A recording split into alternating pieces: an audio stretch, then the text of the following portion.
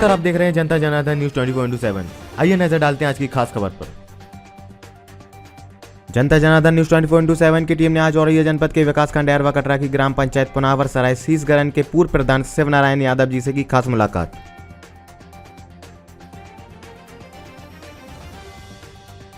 शिवनारायण यादव जी ने कहा कि वर्तमान सरकार से हर वर्ग चाहे किसान, व्यापारी, युवा, बेरोजगारी से सब परेशान हैं। समाजवादी पार्टी की सरकार आने पर लाभकारी योजनाओं को जन जन तक पहुंचाने का कार्य करेंगे। हमारा शोषित पीड़ित हर वर्ग लाभान्वित होगा। 2022 विधानसभा चुनाव में पूर्व से पश्चिम तक जनाधार साथ है। पूर्ण बहुमत से बनेगी समाजवादी पार्टी की सरकार। नमस्कार, आप देख रहे हैं जनता जनार्दन न्यूज 24/7। आज हम आए हैं ग्राम पंचायत पुनावर सीसगरन में। आज हमारे साथ उपस्थित हैं शिवनारायण यादव जी, पूर्व प्रधान। सर से जानने का प्रयास करते हैं कि जो आगामी 2022 विधानसभा चुनाव चल रहा है, सर से जानने का प्रयास करेंगे कौन कौन से ऐसे कार्य हैं, कौन कौन से जनता के बीच ऐसे कौन कार्यों को लेकर जनता के बीच जनसंपर्क कर रहे हैं। नमस्कार सर। आज आपको धन्यवाद देंगे इस बात का कि तो हमारी पंचायत में आके कुछ बातें हम लोगों से जानना चाहिए, तो जनता की बातें हम आपको बताएं। जनता में इतनी गरीबी है कि बेशुमार लोग, कोई रोजगार नहीं मिल रहा। जिस टाइम पर यहाँ के लड़के अपने प्राइवेट नौकरियाँ करते थे, वो सब घर पर आ गए। सारी कंपनियाँ उनसे पूछते हैं तुम यहाँ घर पर क्यों आ गए हो, यहाँ कुछ बिजनेस नहीं है, तो वो बताते हैं कंपनियाँ सभी भारतीय जनता पार्टी में बंद कर। हम बिजनेस कहाँ से जाएँ, ड्यूटी नहीं मिलती है, तो मैं भूखों बैठे हैं इसलिए घर पर आ गए। गाँव में इतनी गरीबी हो गई है कि लोग भुखमरी से दौर में हैं। किसान को भी कोई फायदा नहीं मिल रहा है, उनका गेहूँ पूरी तरह लूट लिया गया।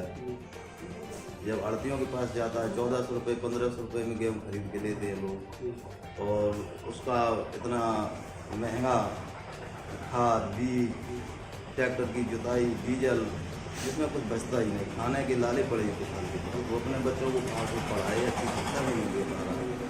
इसलिए लोगों को भारतीय जनता पार्टी की कोई कार्यशैली नहीं होती है, और सारे के सारे लोग समाजवादी पार्टी ने समाजवादी पेंशन बनाई थी, वो सभी गरीबों को मिलती थी, कोई जातवाद का भेद नहीं। पात्रता के हिसाब से गरीबों को मिलती थी। मैं प्रधान था स्वयं, मैंने अपने पंचायत में सभी पात्रों की समाजवादी पेंशन बनाई थी, जिससे कि हर महीना महिलाओं को पेंशन मिलती थी।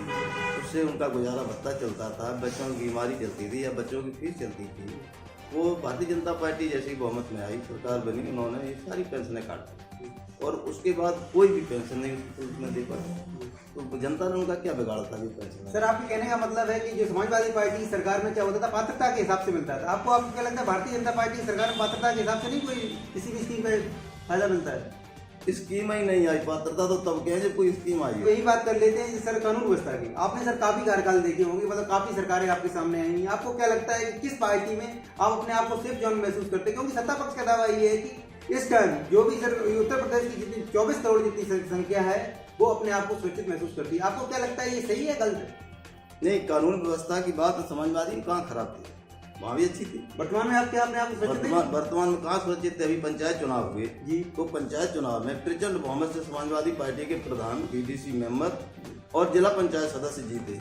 लेकिन जब एक एक वोट का मसला है, जिला पंचायत को जब वोटिंग आई तो उनके मेंबरों को बंदी बना लिया गया, मुकदमा लिखवा दिए गए, जिला पंचायत लूट ली गई, किसी को वोट नहीं डालने दिया, किसी को खदेड़ दिया, किसी के साथ वो है लगा के भेज दिया, तो टिकट नहीं भरने दिया। आपने देखा होगा, वीडियो वायरल हो रहे थे, हम लोग देख रहे थे। 6 पंचायत के चुनाव हुए ब्लॉक प्रमुखी के। आप बताइए कितना घनघोर अपमान, महिलाओं को खींच के अलग कर दिया गया, लोगों को भजा दिया गया। मैं भी ब्लॉक प्रमुख प्रत्याशी समाजवादी पार्टी का अरवा कट्टा से था, हमारी पत्नी को खींच के अलग कर दिया गया, जबरदस्ती वोट डाल लिए। समाजवादी पार्टी भारतीय जनता पार्टी के लोगों ने अपना प्रत्याशी जिता लिया और हमको जबरदस्ती बेईमानी करके हरवा दिया।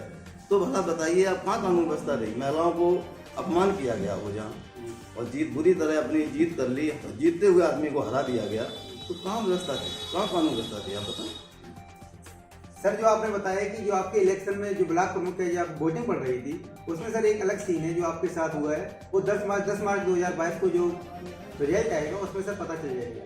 सर, यही हम आपसे ये जानना चाह रहे हैं कि सत्ता पक्ष का दावा ये है कि जो भी सर रोड है, जो भी सड़कें घटा मुक्त हो गई, इस बारे में आप क्या कहना चाहेंगे? कहाँ हो गई? पहले समाजवादी पार्टी में लोहिया ग्राम जनेश्वर मिश्र योजना गांव को पहली बार मिली, कभी सीसी गांव ने देखी नहीं थी। समाजवादी पार्टी ने ऐसा काम किया था कि सारे गांव से लोहिया योजना से सभी गांव को किया गया और जनेश्वर मिश्र में जोड़ा गया, मंडी से पैसा आया। और आप आज गांव देखिए, सारे गांव में सीसी दिखाई दे रही। भारतीय जनता पार्टी एक गांव में बताए, पूरे समूचे, मैं अपने डिस्ट्रिक्ट 1-2 डिस्ट्रिक्टों की बात करता हूँ, जब यहाँ नहीं तो कहीं नहीं, एक गांव में बताएं वहाँ सीसी उन्होंने किसी योजना बंद कराई नहीं। गांव में तो कीचड़ था, गांव को साफ सुथरा समाजवादी पार्टी ने बनाया है और फिर भी बनाएंगे। वो ही सब देखते हुए समाजवादी पार्टी प्रचंड बहुमत में आने की बात है। गांव के लिए गलियारे में आग जला के लोग बैठते हैं हम लोग, तो यही सब की एक व्यवस्था हो गई है कि समाजवादी पार्टी को वोट डालें।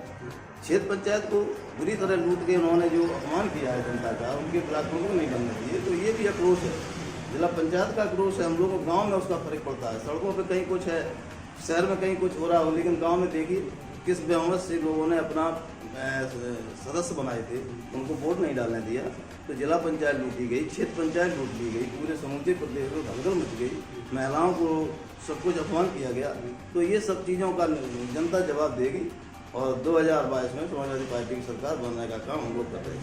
सर, आप समाजवादी पार्टी के मजे हुए कार्यकर्ता हैं। सर, हम आपसे जानने का प्रयास ये कर रहे हैं, जो 10-15 दिन से जो भूचाल सा आया हुआ है, जो भी नेता है इधर के उधर, उधर के इधर, जो गठजोड़ चल रहा है, आपको क्या लगता है इन लोगों के आने से, आपकी पार्टी में बहुत सारे लोग आए हुए हैं, व्यक्तिगत विशेष का नाम नहीं लेना चाहिए, आपको क्या लगता है इन लोगों के आने से वोट ट्रांसफर पूरा होगा या नहीं?